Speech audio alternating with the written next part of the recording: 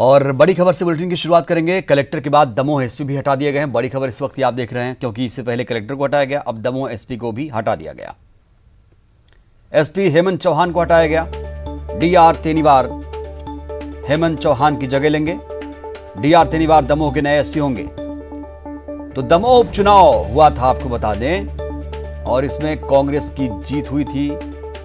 हालांकि अब इन्हें क्यों हटाया गया, ये बड़ा सवाल है। कलेक्टर के बाद दमोह एसपी को भी हटा दिया गया है। एसपी हेमंत चौहान को हटा दिया गया है।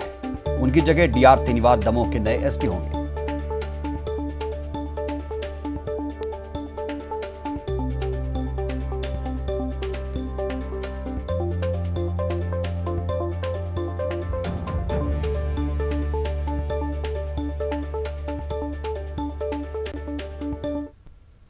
दमोह विधानसभा उपचुनाव में मिली करारी शिकस्त हार पर बीजेपी ने बड़ा एक्शन लेते हुए मामले में पूर्व मंत्री जयंत मलैया को कारण बताओ नोटिस जारी किया। वहीं चुनाव के दौरान पार्टी विरोधी गतिविधियों में भाग लेने के कारण बीजेपी ने दमोह जिले के 5 मंडल अध्यक्षों सिद्धार्थ मलैया की पार्टी की प्राथमिक सदस्यता से निलंबित कर दिया गया है। बीजेपी के प्रदेश अध्यक्ष विष्णु दत्त शर्मा के निर्देश पर यह कार्रवाई की गई है।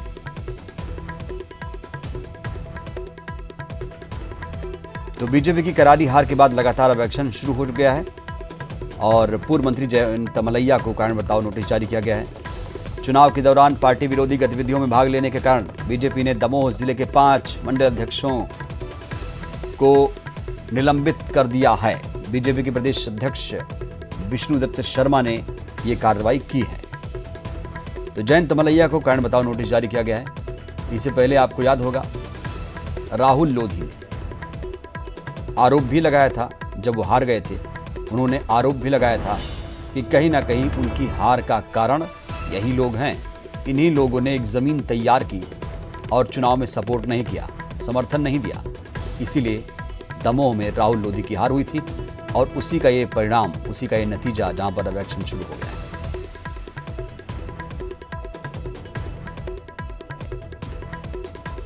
दमोह के 5 मंडल अध्यक्ष और सिद्धार्थ मलैया पार्टी की प्राथमिक सदस्यता से निलंबित कर दिए गए। जयंत मलैया को भी कारण बताओ नोटिस जारी किया गया है। तो बीजेपी प्रदेश अध्यक्ष वीडी शर्मा ने कार्रवाई की है। पार्टी विरोधी गतिविधियों के चलते ये एक्शन दमोह में लिया गया है। हालांकि आपको याद होगा, जब उपचुनाव की तारीखों का ऐलान हो रहा था, जब उम्मीदवार तय किए जा रहे थे, तो बहुत मान मनौवल की गई थी। जयंत मलैया को मनाया गया था। राहुल लोधी ने कांग्रेस विधायक रहते हुए इस्तीफा दिया, बीजेपी का दामन थामा, सीट खाली हुई, उपचुनाव हुए, जयंत मलैया को मनाया गया, राहुल लोधी हारे और अब उसके बाद एक्शन।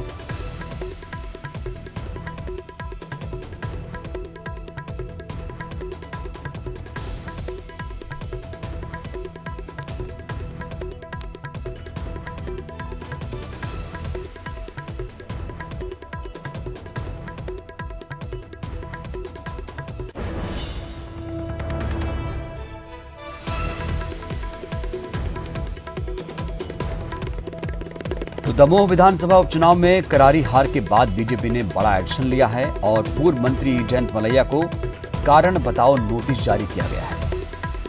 वहीं चुनाव के दौरान पार्टी विरोधी गतिविधियों में भाग लेने के कारण बीजेपी ने 5 मंडल अध्यक्षों के खिलाफ भी कार्रवाई की है। इन्हें पार्टी की प्राथमिक सदस्यता से निलंबित कर दिया गया है और ये सब कार्रवाई हुई है बीजेपी के प्रदेश अध्यक्ष विष्णु दत्त शर्मा के निर्देश पर। तो बीजेपी के कद्दावर नेता जयंत मलैया को भी कारण बताओ नोटिस जारी किया गया है।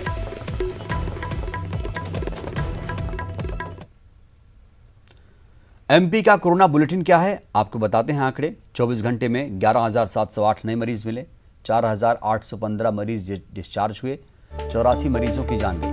राज्य में 95,423 एक्टिव मरीज हैं। इंदौर में 1753 नए मरीज मिले, भोपाल में 1576 नए मरीज मिले, ग्वालियर में 910 नए मरीज मिले, जबलपुर में 795। तो 24 घंटे में आंकड़े जो हैं 11,000 के पार हैं और करीब करीब 5,000 मरीज डिस्चार्ज हुए हैं। 84 मरीजों की हालांकि जान गई है।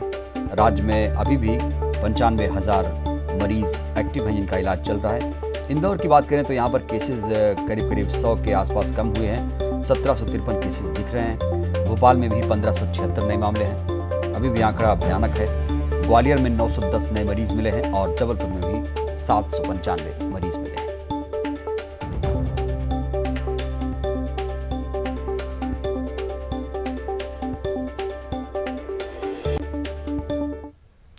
और कोरोना की स्थिति को लेकर लगातार समीक्षा बैठक भी की जा रही है। आज भी सीएम शिवराज सिंह चौहान समीक्षा बैठक करेंगे। कोरोना के हालात को लेकर समीक्षा बैठक होगी, अधिकारियों से चर्चा की जाएगी। संक्रमण को कम करने के उपायों पर लगातार चर्चा हो रही है, लगातार बातचीत हो रही है। आज भी समीक्षा बैठक की जाएगी।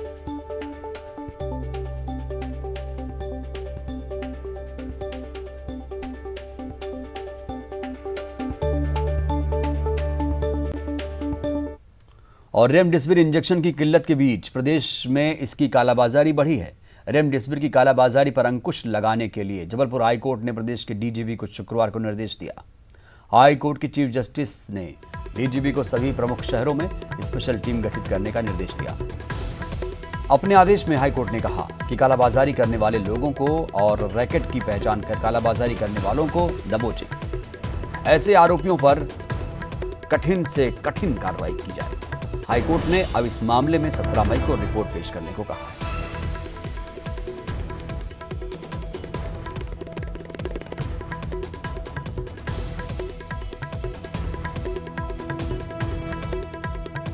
मध्य प्रदेश में कोरोना महामारी के दौरान भी रेमडेसिविर इंजेक्शन और ऑक्सीजन की कालाबाजारी करने वाले के खिलाफ सरकार ने बड़ी कार्रवाई की।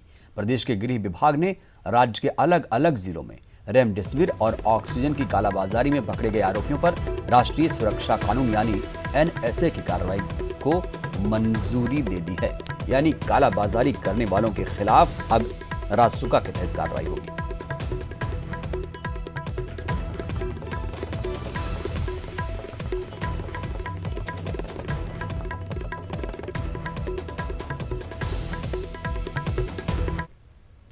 इधर अब संविदा स्वास्थ्य कर्मचारियों ने मोर्चा खोल दिया। इन्होंने नियमित कर्मचारियों की तरह 90% वेतन की मांग की।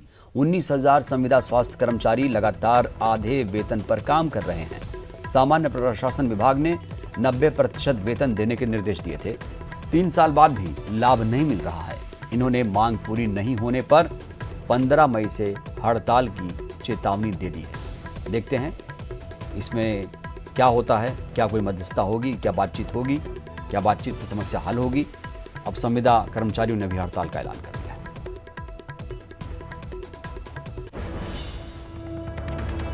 राष्ट्रीय स्वास्थ्य मिशन के इस राज्य स्वास्थ्य समिति, जिला स्वास्थ्य समिति के अंतर्गत 19,000 संविदा स्वास्थ्य कर्मचारी, चाहे चिकित्सीय हों या विभिन्न मैनेजमेंट कैडर के हों, लगातार जान हथेली पर रखकर अब कोरोना काल में अपनी स्वास्थ्य सेवाएं दिन रात दे रहे हैं। और माननीय मुख्यमंत्री जी ने भी संविदा को शोषण का पर्याय माना है और उन्होंने 5 जून 2018 को एक कैबिनेट में नीति पारित की थी, जिसके तहत नियमित कर्मचारी का न्यूनतम 90% वेतनमान देने के लिए आदेश जारी किए थे सामान्य प्रशासन विभाग ने। लेकिन इस नीति का लाभ एनएचएम के संविदा स्वास्थ्य कर्मचारियों को आज दिनांक तक प्राप्त नहीं हुआ है। हमारी फाइल वित्त विभाग में 3 वर्ष से पेंडिंग में है। संघ मांग करता है माननीय मुख्यमंत्री जी से यह नीति तत्काल लागू की जाए, एनएचएम से आदेश प्रसारित करवाएं, अन्यथा मजबूरन संघ को 15 मई के बाद 19,000 संविदा स्वास्थ्य कर्मचारी काम बंद करने पर मजबूर होंगे, जिसकी पूरी जिम्मेदारी शासन प्रशासन की होगी। हम ऐसे समय में कार्य बंद नहीं करना चाहते, इसलिए करबद्ध निवेदन है तत्काल हमारी इस मांग को पूर्ण किया जाए, ताकि हमें भी अपने कर्मचारियों की सुरक्षा दे सकें और व्यवस्था कर सकें।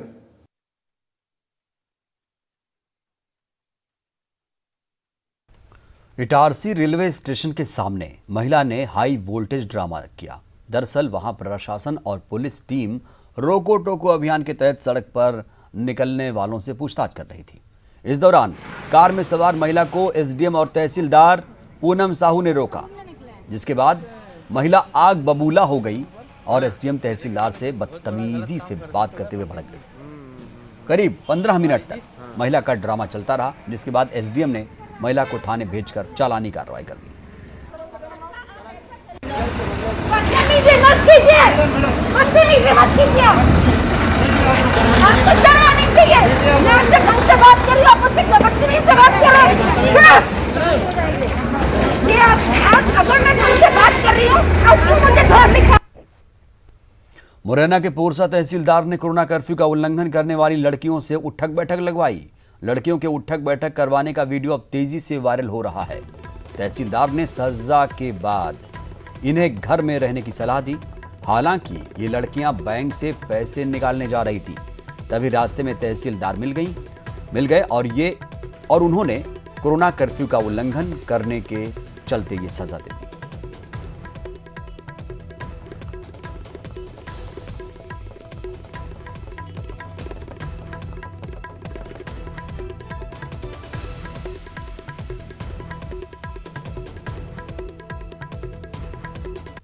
कोरोना महामारी के इस कठिन दौर में लोगों को तत्काल अस्पताल तक पहुंचाने के लिए बैतूल में ऑटो एम्बुलेंस शुरू की गई।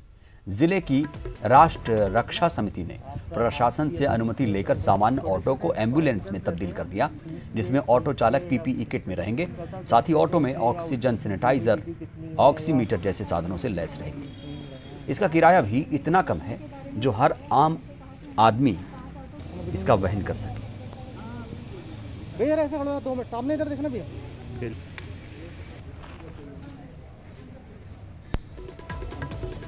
2016 से बैतूल ज़िले में ऑटो एम्बुलेंस योजना का संचालन कर रही है। पिछले 5 सालों में हमने लगभग 500 से ज़्यादा अधिक घायलों को जिला अस्पताल पहुंचाया है या सामुदायिक केंद्र मुल्ताई और आमला पहुंचाया है, क्योंकि तीनों तहसीलों में ये योजना चल रही है। अब जब आपदा का समय है, कोविड का समय है, ऐसे में लोगों को जो है अस्पताल जाने के लिए साधन नहीं मिल रहे हैं, क्योंकि रोज़ाना मरीजों की संख्या बढ़ रही है, एम्बुलेंसेस नहीं मिल रही है। तो ऐसे में हमने बैतूल की 5 ऑटो को मॉडल के रूप में कलेक्टर साहब की अनुमति से कन्वर्ट किया है मिनी एम्बुलेंस के रूप में। इसे कन्वर्ट करने में पूर्व सांसद हेमंत खंडेलवाल जी द्वारा भी सहयोग प्रदान किया गया है। ऑटो को प्रॉपर पार्टीशन किया गया है। उनके द्वारा ऑक्सीमीटर की भी व्यवस्था और सैनिटाइज़र की भी व्यवस्था जो है ऑटो चालकों को दी गई है।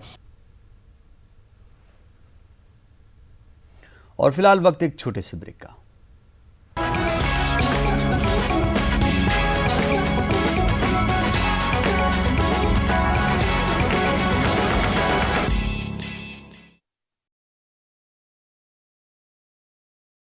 बाहर ना जाना, कुछ बता रहे हैं,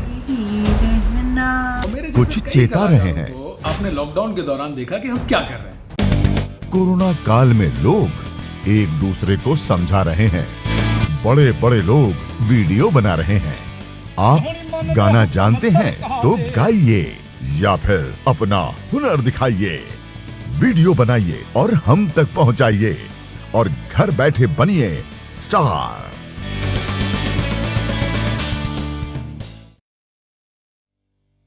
न्यूज 18 इंडिया आपका पसंदीदा नेशनल न्यूज चैनल उपलब्ध है टाटा स्काई के चैनल नंबर 519 और एयरटेल के चैनल नंबर 318 पर। कोरोना की हर खबर देखते रहिए न्यूज 18 इंडिया पर। नेताओं के वादों का हिसाब तो रखना होगा। दावे कितने हुए पूरे, उनको भी परखना होगा।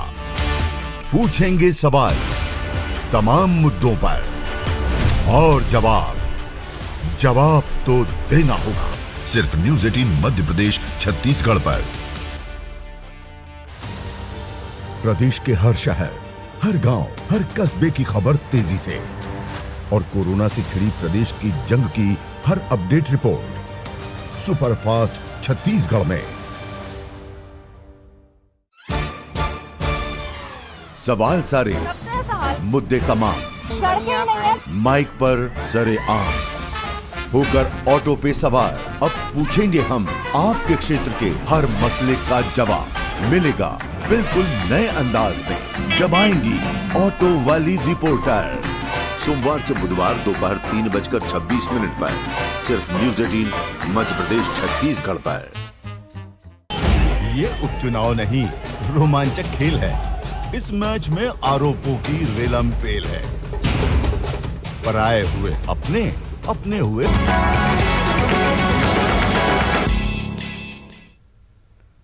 ब्रेक के बाद हाजिर हूं।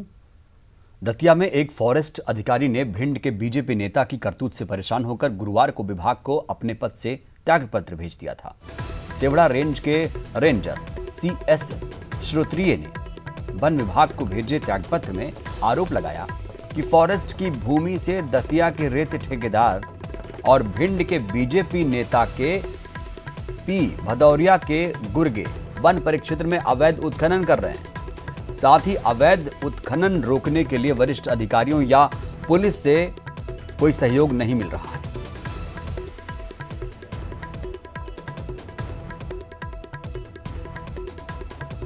ये जो डीएफओ साहब जो भैया यहाँ पे दतिया के चार्ज में है, इनकी बेहद रेंज के अंतर्गत बेहद उत्खनन है। यदि अगर जांच कराई जाए तो आपको पता चल जाएगा।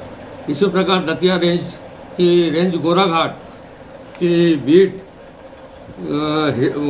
ओरिना, गुक्सी, हतुनिया पूरब और हतुनिया पश्चिम में आप जांच कराइए जाइए। तो मुझे नाजायज तौर से परेशान करने जा रहा है। और मेरा सभी आप लोगों से मेरा एक विनम्र निवेदन है कि मैं इंदौर का रहने वाला हूँ, मेरा यहाँ पे कोई भी नहीं है और मेरा कभी भी रेत माफिया प्रशासन की मिलीभगत से मेरा मर्डर कर सकते हैं, जिसके व्यक्तिगत जवाबदार सीसीएफ साहब ग्वालियर को डीएफओ दतिया हैं। भिंड में कोरोना कर्फ्यू के दौरान पुलिस ने एक ब्यूटी पार्लर पर छापा मारा, जहां 3 दुल्हन मेकअप कराती नजर आईं। लेकिन पुलिस को देखकर दुल्हन अधूरा श्रृंगार छोड़कर फरार हो गईं। इस दौरान साथ में आई दूसरी युवतियां भी रफू चक्कर हो गईं। पुलिस ने ब्यूटी पार्लर संचालक पति पत्नी के खिलाफ धारा 188 के तहत केस दर्ज किया।